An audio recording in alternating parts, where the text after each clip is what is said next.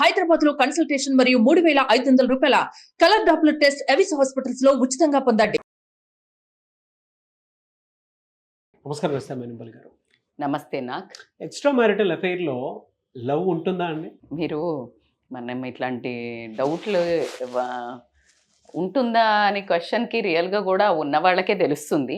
But as a psychology, as a life కోచ్గా నేను కొన్ని పారామీటర్స్ అయితే చెప్తాను.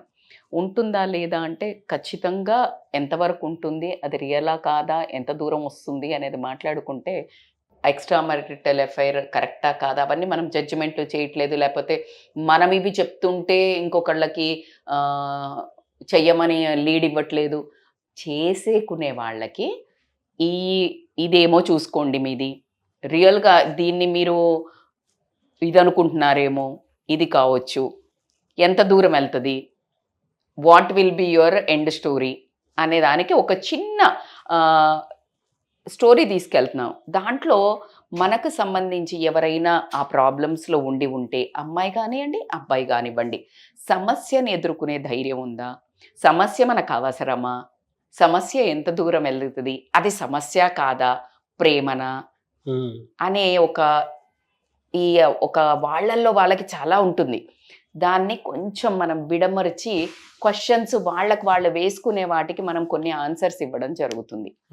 So they will get an easy ఒక రెఫరెన్స్ అయితే దొరుకుతుందేమో అని ఆశ. ఎందుకంటే తెలుసో తెలియకో మనిషి అన్నాక కొన్ని డైరెక్షన్లోకి జర్నీ చేయటం జరుగుతుంది, రూట్ తెలియక. మరి ఆ డైరెక్షన్ ఎక్కడి వరకు వెళ్తుందో మనం ఒక నావిగేషన్ ఇస్తే వాళ్ళు ఒక ఉండాలా, ఇమీడియట్గా యూటర్న్ తీసుకోవాలా అనేది ఒక మంచి దారికి ఇది ఉపయోగపడాలని చేసే ఒక మంచి ఇంటెన్షనే. కానీ ఊరికే వీళ్ళు సంసారాలలో లేకపోతే రిలేషన్షిప్స్ అంటే ప్రస్తుతము ఏ ఫీల్డ్ తీసుకున్నా ఎక్కడ తీసుకున్నా నడిచే, మీరు ఒప్పుకున్నా ఒప్పుకోకపోయినా నడిచే వాస్తవమైన టాపిక్ కాబట్టికే be ready to face it, be ready to listen it. If you are not belong to this kind of content, ఎవరో ఒకళ్ళకి అవకాశము బాగుపడేది కరెక్షన్కి అంటే అవేర్నెస్ అయితే డెఫినెట్గా కావాల్సినటువంటి అవసరం ఉంది. ఎగ్జాక్ట్లీ రియాలిటీలోకి. ఎందుకు నేను ఇంత చెప్తున్నాను అంటే, కొంతమంది ఎప్పుడైనా కమెంట్ ఏం పనిలేదు అదా మీకు వేరే అట్లా మాట్లాడుతుంటారు. కానీ మనకు వచ్చి కొన్ని ఫీడ్బ్యాక్స్ దీనివల్ల నాకు బయట కంట్రీ నుంచి కానీ ఎక్కువ కౌన్సిలింగ్లకి ఇవే వచ్చారు. నో దే హ్యావ్ కమ్ కౌన్సిలింగ్లకు. 100 మంది 100 రకాలుగా మాట్లాడుకున్న ప్రపంచంలో ఈ సమస్య లేదు అని చెప్పడానికి లేదు, లేదు కాబట్టి ఇంకొకరికి లేదని చెప్పుకోవడానికి లేదు. సమస్య ప్రతి చోట ప్రతి ఒక్కరికి ఉంటుంది. బట్ వాళ్ళ స్థాయిని బట్టి, వాళ్ళ ఆలోచన స్థితిని బట్టి, వాళ్ళ లగ్జరీని బట్టి, వాళ్ళ ఫైనాన్షియల్ స్టేటస్ని బట్టి, అండ్ వాళ్ళ రిలేషన్షిప్ మెయింటైన్ చేసే స్థాయిని బట్టి ఉంటుంది. దాన్ని ఎలా హ్యాండిల్ చేయాలో అనే మనం ఒక చిన్న light over this issue. This is a very emotional and sentimental, మనస్సుకు సంబంధించిన ఇష్యూసే. పైత్యానికి పోయి పెట్టుకునే వాళ్ళు వేరే, అది పక్కకు పెడదాం మనము. సో మీరు అడిగిన క్వశ్చన్ ఏంటి, ఈ లవ్ ఉంటుందా, ఇది ఎట్లా వెళ్తుంది. సో మనం పార్ట్ 2 కూడా అనుకున్నాం కాబట్టి ఇంకా కొంచెం డీటెయిల్డ్ డిస్కషన్ అవుతోంది. So here it is a part 2 for you. So ఏంటి అంటే, ఫస్ట్ అసలు ఈ మన ఇల్లీగల్ అఫైర్స్ అనే దాంట్లో రొమాంటిక్ లవ్ అనేది ఒకటి ఉంటుంది. లవ్లో ఎన్ని వెరైటీసో మనం ఇప్పుడు చూడొచ్చు. అసలు ఎందుకు ఈ ఎఫైర్ పెట్టుకోవడానికి రీజన్ అన్నప్పుడు, కొంతమందిని చూడంగానే వీళ్ళకి ఎక్కడో ఒక ఊహా సుందరో గ్రీకు వీరుడో ఉంటాడు మైండ్లో. నాట్ ఓన్లీ ఫిజికల్ అపియరెన్స్, క్వాలిటీగా, ఆ బబ్లీనెస్సా, ద డేరింగ్ ఆల్ఫా మెల్సా, రాధికా జాతి స్త్రీలా, ఏదో ఒకటి వెలితి ఇద్దరి జీవితాలలో ఉండటము, ఏదో ఒకటి ఉండి ఇంకొకళ్ళకి బాడీ కనెక్షన్ వైబ్స్ క్రియేట్ అయితే ఒకళ్ళని చూడంగానే. Sir this romantic love is totally ఆ ఇండివిజువల్స్ ఇద్దరికి ఎలా అంటే మోస్ట్లీ మోహం, అట్రాక్షన్, అంటే లైక్ ఎప్పుడెప్పుడు తహతహ డిజైర్ ఉంటుంది కదా, లైక్ ఫిజికల్ నీడ్ కోసం ఎక్కువగా ఆ లవ్ ఎక్కువ ఉండటం జరుగుతుంది. దిస్ మోస్ట్లీ కొంచెం నేను ఏజ్ గ్రూప్ కూడా చెప్పలేకపోతున్నానులేండి ఇప్పుడు, ఎందుకంటే ఇప్పుడు every age group is romantic. So I can't consider like youngsters అని కూడా నేను చెప్పలేను. బట్ రొమాంటిక్ లవ్ అనేది అయితే ఉండటం జరుగుతుంది. When you go for FIR, the first constraint, because the bad, నేను అస్సలు జెండర్ డిస్క్రిమినేషన్ ఉండదు నా దగ్గర రియల్లీ, బట్ స్టిల్ నేను చెప్తున్నాను, జనరల్గా అబ్బాయి ఫస్ట్ కోరుకునేది ఫిజికల్, అమ్మాయి కోరుకునేది ప్రేమ. సో ఈ ప్రేమ కావాలి అంటే ఈమె కూడా ఫస్ట్ ఫిజికల్ అవ్వాల్సి వస్తుంది. సో కాబట్టికి ఇందులో romantic love mostly that vibes is between the physical needs. ఫిజికల్గా వాళ్ళకి ఎప్పుడెప్పుడు కలవాలా అని ఆ తహతహ. సో అంటే ఇట్లా కూర్చొని లైక్ వాళ్ళకి అందరు ఉన్నారని కూడా చూడకుండా చేతులు పట్టుకుంటూ ఉంటారు. Even that is an office, ఇద్దరు మ్యారీడ్ అయినాక ఎఫ్ఐఆర్ పెట్టుకున్నా కూడా they can't resist there feelings. That is మరి మీరు లవ్ అంటారా, దాన్ని కామం అంటారా, లేకపోతే మోహం అంటారా, అది మీ నాలెడ్జ్. వ్యామోహం అంటారా, అది వేరు. బట్ అది ఉంటుంది lust, love, that is called love అని వాళ్ళు అనుకుంటుంటారు. నువ్వంటే నాకు ఇష్టం, అందుకే నేను పట్టుకోలేకుండా ఉండలేను, నేను ఎప్పుడెప్పుడు కలవాలి. They consider that as a romantic love. రెండో వర్గం ఏంటంటే కంపానియన్ లవ్ అంటాం. కంపానియన్ లవ్ అని అంటే ఏంటంటే బేసికల్గా వీళ్ళకి ఒక అంటే ఇప్పుడు they want one company emotions share చేసుకోవడానికి కానివ్వండి, లేకపోతే వాళ్ళ ఒక ఫీలింగ్స్ ఏదైనా, ఈ ఫిజికల్ ఫీలింగ్స్ ఏదైనా ఉంటే అది షేర్ చేసుకొని కానివ్వండి, లేకపోతే సపోర్ట్గా నిలబడతారు. అంటే నేను నీకు ఒక కంపెనీ, అంటే మంచి కంపెనీగా ఒక వీళ్ళతో ఉంటే ఆహ్లాదకరంగా ఉంటుందిరా, అబ్బా ఇలా కూర్చొని కబుర్లు చెప్పుకోవచ్చు. ఫ్రెండ్షిప్ విత్ బెనిఫిట్స్, ఇది ఇప్పుడు ట్రెండింగ్ లాంగ్వేజ్, ఇది ఫ్రెండ్షిప్ విత్ బెనిఫిట్స్. సో దీన్ని ఏమంటారు అని అంటే companion love, because they both loves each other company in all means, physical, emotional, monetary. So ఈ support they will take from each other. Maybe one need one thing, ఒకళ్ళకి ఒకటి అవసరం ఉండొచ్చు, ఇంకొకళ్ళకి ఇంకొకటి అవసరం వస్తుంది. As you said, friendship with benefits. So దీంట్లో ఆటోమేటిక్గా ఈ షేరింగ్, కేరింగ్ వచ్చినప్పుడు లవ్ అనేది వస్తుంది. That is called companion love. So ఇప్పుడు ఒక డబ్బా తీసుకెళ్ళి మనం రోజు బాక్స్ షేర్ చేసుకొని తింటే ప్రేమ వస్తుందా లేదా?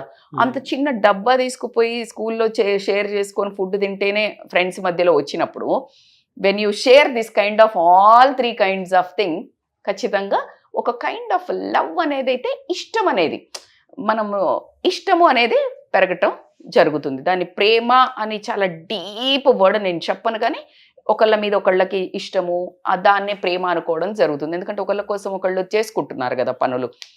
థర్డ్ కమ్స్ టు ఈ కంపానియన్ లవ్ తర్వాత, మీరు ఇందాక ఫ్రెండ్షిప్ విత్ బెనిఫిట్స్ అన్నారు కదా, ఇప్పుడు నేను చెప్పబోయేది కండిషనల్ లవ్. దీన్ని ఈ మధ్య వాడేదాన్ని ఏంటంటే సిచ్యుయేషన్షిప్ అంటున్నారు. సిచ్యుయేషన్షిప్ అంటే సిచ్యుయేషన్షిప్, ఈ సిచ్యుయేషన్లా నువ్వు ఈడి వరకే ఉండాలా. కండిషనల్ లవ్, నువ్వు మళ్ళీ మీ ఆవిడ దగ్గరికి పోయినావు, నువ్వు మీ ఆవిడతో ఉండొద్దు, లేకపోతే మీ ఆవిడకి ఏం కొనియొద్దు, నువ్వు నాతో మొత్తం ఉండాలి, ఇలాంటి ఎకసెకలు ఉండొద్దు. లేదు అంటే హస్బెండ్, వైఫ్ అయితే కూడా నువ్వు రమ్మన్నప్పుడు నేను రాలేను, లేకపోతే ఇట్లా ఉంటుంది. So they will have their borders. Conditional love, ఈ కండిషన్స్లో ఇలా మన ఇద్దరం ఉంటాము, ఎంతవరకు ఉంటాము ఏంటిది అనేది తెలియదు, ఇది లాంగ్ టర్మ్ ఉంటుందో లేదో తెలియదు. ఇప్పుడు ఉన్నంత వరకు ఈ సిచ్యుయేషన్లో మన ఇద్దరం ఒకరికొకరు ఉంటున్నామని కండిషనల్ లవ్. అండ్ ఇంకొకటి ఏంటంటే ఇక్కడ నుంచి కొంచెము ఇంకొక వెరైటీ ఉంటుంది. So risk and excitement love అంటారు. దీంట్లో ఏంటి అంటే బేసికల్గా ఎవరికైతే ఏ ఏజ్ తీసుకోండి, if you have another affair with opposite gender, ఆటోమేటిక్గా ఉత్సాహం ఎట్లుంటుంది, బ్లడ్ ఉరకలేస్తుంది. అందుకే అంటారు కదా 60 ఏళ్ళకి కూడా ఫామ్లోకి వస్తారు అని అంటుంటారు, అవునా? సో ఆ ఉరకలేదు, ఇదే ముసలోళ్ళకి కూడా దసరా. ప్రకృతి అండి, ప్రకృతి. అంటే నేచర్లో మనం కొన్నిసార్లు కొన్ని ప్లేసెస్కి వెళ్ళినప్పుడు, ఇప్పుడు టెంపుల్లోకి వెళ్తే మానసిక ప్రశాంతత వస్తుంది, లేదా ప్లెజెంట్గా ఉన్న ఒక ఎత్తైన కొండల దగ్గరికి వెళ్తే నేచర్తో ఒకలాంటి కనెక్టివిటీ దొరుకుతూ ఉంటుంది. మదర్ దగ్గరికి వెళ్ళినప్పుడు ఒకలాంటి కనెక్టివిటీ దొరుకుతుంది, ఫాదర్ దగ్గరతో కూర్చొని మాట్లాడేటప్పుడు ఒకలాంటి కనెక్టివిటీ ఉంటుంది, స్కూల్లో వెళ్ళినప్పుడు ఒకలాంటి కనెక్టివిటీ ఉంటుంది. ఈవెన్ మనం ఒక పువ్వుని చూసినా కూడా సో అక్కడ నుంచి వచ్చేటువంటి ఫీలింగ్స్ అనేవి చేంజ్ అవ్వడం జరుగుతుంది. అవును, ఖచ్చితంగా. అలాగే నేచర్ ఒక స్మెల్ చూస్తే కూడా you will get different kind of. So nature లో ఆపోజిట్ జెండర్ చూసినప్పుడు ఒక రకమైన ఉత్సాహం. సో ఇదేంటంటే కొత్తగా ఇప్పుడు ఎఫ్ఐఆర్ పెట్టుకున్నారనుకోండి, వీళ్ళకు ఎప్పుడెప్పుడు కలవాలా అని తహతహ రిస్క్ చేస్తుంటారు కదా, దొంగతనంగా కలవటము, అబద్ధాలు చెప్పి వెళ్ళటము, ఈ ఎక్సైట్మెంట్ అంటే ఇప్పుడు ఆపుకొని ఇక్కడ అబద్ధాలు చెప్పి వెళ్తారు కదా, they will have a intense love. ఇప్పుడు ఇన్ని ఇట్లా తెగదెంపులు చేసుకొని వెళ్ళినప్పుడు they will get attracted to each other so much, by that they will feel that it is a too much love ఉంది మా ఇద్దరిలో. బట్ ఇక్కడ ఏంటంటే వద్దన్న పని ఎక్కువ చేసినప్పుడు ఎంత కిక్ ఉంటుందో, so this is all about risk and excitement love. Risk always temporary only obviously. So దానికి పరిణామాలకి వెళ్తున్నాం మనం కిందకి. ఇన్ఫ్లుయెన్స్ డబుల్ ట్రిపుల్ ఉంటుంది. ఎందుకు మనోళ్ళే వ్యాలిడేషన్ ఇస్తారు. సో దాని తర్వాత ఏంటంటే ఇంకా కొన్ని ఎమోషనల్ ఫుల్ఫిల్మెంట్ లవ్ అంటారు. ఎమోషనల్ ఫుల్ఫిల్మెంట్ అంటే ఏంటి అంటే ఇప్పుడు వీళ్ళకు ఎమోషనల్ నీడ్స్ ఉండొచ్చు, ఒకరికొకరు వినడానికి లేకపోవడము, లేకపోతే ఏదైతే ల్యాకింగ్ ఉందో వాళ్ళ రెస్పెక్టివ్ మ్యారేజెస్లా అది అదుటి పర్సన్లు ఇద్దరు పూర్తి తరహాగా సరెండర్ అవ్వటం. నువ్వేమి చెప్పినా నువ్వేమి చేసినా ఇది చాలా క్లియర్ అండి. అంటే మనం చాలాసార్లు డిస్కస్ చేసుకుందాం. ఎక్స్ట్రా మ్యారిటల్ ఎఫెక్ట్స్ స్టార్ట్ అవడానికి బేసిక్ అతి భయంకరమైనటువంటి కారణం ఏదైనా ఉంది అని అంటే wife and husband time spare చేసుకోలేకపోవటం, అంటే ఆ షేరింగ్ లేకపోవటం వల్ల ఎమోషనల్ నీడ్స్ హాంట్ చేస్తూ ఉంటాయి. ఈ పైన డిస్కనెక్ట్ అవ్వడానికి టైం ఉంది, ఇక్కడ ఇది చాలా పెద్దది. ఇది చాలా అసలు దీన్ని ఏ రకంగానూ కూడా థెరపీ తీసుకోవడం తప్ప వేరే ఆప్షన్ కూడా లేదు. ఎమోషనల్ డిపెండెన్సీ కూడా ఎలా స్టార్ట్ అవుతుందంటే వాట్సాప్ లో కానీ, లేదంటే ఇన్స్టాగ్రామ్ లో కానీ, ఫేస్బుక్ లో కానీ, లేదా అదర్ ప్లాట్ఫామ్స్ అంటే డిజిటల్ ప్లాట్ఫామ్స్ నుంచి మనకు అది వస్తూ ఉంటుంది అనమాట. దానికి వెరీ క్లియర్ అండి, వెరీ క్లియర్. ఎమోషనల్ అంటే ఇప్పుడు నేను కొంతమంది మనకు కమెంట్ చేస్తారు, నేను చాలా బాగా చూసుకుంటాను, నేను చాలా బాగుంటాను, బట్ స్టిల్ పెట్టుకున్నాడు, అవి ఆ పైనకు వస్తాయి. అర్థమవుతుందా? ఇది ఏంటి అంటే ఇది because of lack of loneliness, understanding, lack of understanding, empathy, situation బండీస్, ఇవన్నీ support, lack of support, trust, ఇవన్నిటి మీదకి వచ్చినప్పుడు ఈ ఎమోషనల్ గా వేరే ఒక పార్ట్నర్స్ మీద. అందుకే పెళ్లి చేసుకున్నది ఏంటంటే మరి వేరే అబ్బాయి దోస్తులు ఉంటారు కదా మేడం, అమ్మాయి దోస్తులు ఉంటారు అంటే ఈ always need this opposite gender companion. అయితే ఇద్దరు షేర్ చేసుకొని ఒక ఇంట్లో ఉండాలనే ఇద్దరు ఆపోజిట్ జెండర్ కి పెళ్లి చేసిండ్రు కదా. So as it is they will search for the opposite which is missing in the relation, ఈ ఆపోజిట్ జెండర్ వాళ్ళను. సో కాబట్టి అది ఇల్లీగల్ ఎఫైర్, మన కల్చర్ కి రాంగ్ కాబట్టి. బట్ ఫిజియోలాజికల్ ప్రాసెస్ లో ఏంటంటే అది అదే కోరుకుంటది. బ్రెయిన్ హార్మోన్స్ ఏం కట్టుకుంటుంది అంటే ఆపోజిట్ సెక్స్ని కోరుకోవడం జరుగుతుంది. ఆ వినడానికి, ఆ వ్యాలిడేషన్కి, ఆ పొగట్టానికి, లేకపోతే వాళ్ళకున్న హార్మోనల్ రిలేషన్ని బ్యాలెన్స్ చేయడానికి ఆ లవ్ అనే ఒక హార్మోన్, లవ్ హార్మోన్స్ ఏమున్నాయో అవే వాళ్ళకి ఎక్కువ సూదనింగ్ ఉండడం జరుగుతుంది. కాబట్టి ఇక్కడ మిస్ అయినాయి, వాళ్ళు ఎమోషనల్ ఫుల్ఫిల్మెంట్ కోసం వెళ్ళటం జరుగుతుంది. అట్లాగే ఈ ఎమోషనల్ ఫుల్ఫిల్మెంట్ ఒకవైపు అవుతున్నప్పుడు మీకు ఇందాక నేను చెప్పినట్టు రిస్క్ ఎంతైతే చేస్తారో అన్నిటికంటే ఇంపార్టెంట్ ఏంటంటే వీళ్ళు ఎస్కేప్ అవుతుంటారు రియాలిటీ నుంచి. ఏంటంటే ఇంటికి పోగానే ఫర్ ఎగ్జాంపుల్ భార్య నష్టపెడుతుంది, అందుకని ఇంకొక ఎఫ్ఐఆర్ పెట్టుకున్నారు. సో దిస్ రియాలిటీని వైఫ్ అనుకో, హస్బెండ్ తాగి వస్తాడు, అసలు పట్టించుకోడు, తనకి టైం ఇవ్వడు, తను అంటే like no other things are satisfied for her, even emotional, even monetary, even physical. So ఈ రియాలిటీ నుంచి ఎస్కేప్ అవ్వడానికి ఇంకో ఇద్దరు కనెక్ట్ అవ్వడం జరుగుతుంది. అక్కడ వాళ్ళిద్దరివి ఫుల్ఫిల్ అవ్వడం జరుగుతుంది. So they escape from the reality and they go for this kind of a love అనేది ఒక పేరు పెట్టుకొని అదొక కొత్త, అక్కడి నుంచి ఒక కొత్త రిలేషన్ పుట్టుకు రావడం జరుగుతుంది. అట్లా కాకుండా ఇప్పుడు ఇది చేశారు కాబట్టి ఇవన్నీ చేయంగానే మీరు అనుకుంటారేమో ఒకటి ఖచ్చితంగా మిస్ అయ్యేది ఏంటంటే ఇవన్నీ పెట్టుకోగానే సంబరం కాదు, గిల్ట్ అండ్ కన్ఫ్యూజన్ స్టార్ట్ అవుతుంది బాగా. సో ఏమవుతుందంటే గిల్ట్ అండ్ కన్ఫ్యూజన్ స్టార్ట్ అవుతుంది ఈ రిలేషన్లో. ఎలా అంటే they know they are doing wrong, because మనం పుట్టింది 200%. నాకు బయట కంట్రీస్ గురించి నేను చెప్పను, కానీ when it comes to this India, మన కల్చర్ ప్రకారం తీసుకుంటే ఖచ్చితంగా ఏంటి అని అంటే గిల్ట్ అనేది తెలుస్తుంది వాళ్ళకి.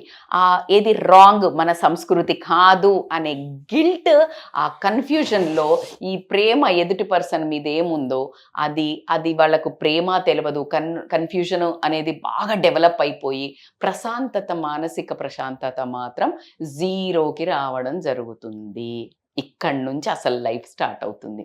ఎందుకంటే ఖచ్చితంగా ఇక్కడ లవ్ ఉండదండి. ఇంకా ఏదైతే వేరే దగ్గరికి పోతుందో ఈ గిల్ట్ అండ్ కన్ఫ్యూజన్ స్టార్ట్ అవుతుంది. మనం ఫస్ట్ స్టార్టింగ్లో అన్నీ ఉన్నాయనుకున్నాము, రొమాంటిక్ లవ్వా, కంపానియన్ లవ్వా, లేకపోతే కండిషన్ లవ్వా, రిస్క్ ఇట్లా అంటే వాళ్ళకి రిస్క్ అండ్ ఎక్సైట్మెంట్లో పుట్టే లవ్వా, ఏదో సరదాగా స్టార్ట్ చేసిన లవ్వా, లేకపోతే ఎస్కేప్ ఫ్రమ్ ద రియాలిటీ లవ్వా, లేకపోతే ఎమోషనల్ ఫుల్ఫిల్మెంట్గా అనుకున్నాం కదా. ఇక్కడ ఏదో లవ్, మొత్తానికైతే లవ్ అనుకుంటున్నారు. ఇక్కడికి రాగానే స్టార్ట్ అవుతుంది ఒక గిల్ట్, ఒక కన్ఫ్యూజన్. ఏంటి, ఇటు వెనక్కొస్తే భార్యతో ఎలా మెయింటైన్ చేయాలి, అక్కడికి పోతే ఆ ప్రేమించిన వాళ్ళతో ఎలా ఉండాలి, భర్తతో ఎలా ఉండాలి. సో ఈ విపరీతమైన గిల్ట్ కన్ఫ్యూజన్తో నరకం అనేది ఇక్కడ నుండి స్టార్ట్ అవుతుంది.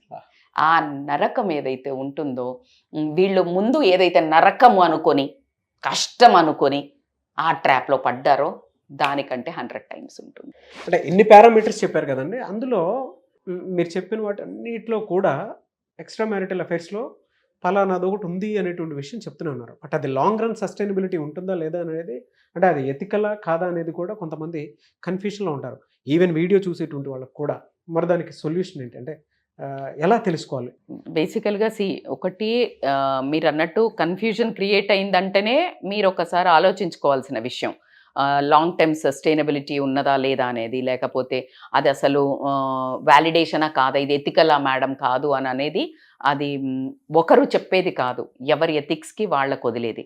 కానీ అది చాలా దూరం వెళ్ళింది. ఏ రీజన్స్ వల్ల అసలు మీరు వెళ్ళారు, ఏ రీజన్స్ వల్ల అది పెట్టుకున్నారు, అసలు నిజంగా దీన్ని తీసుకెళ్లాలా ముందుకి అనే కన్ఫ్యూజన్స్ అయితే ఖచ్చితంగా ఈ ఉన్న నడి సముద్రంలో ఉన్న వాళ్లకు మాత్రము నావలాగా ఉపయోగపడాలంటే ఫస్ట్ ఆఫ్ ఆల్ కమెంట్ చేయండి.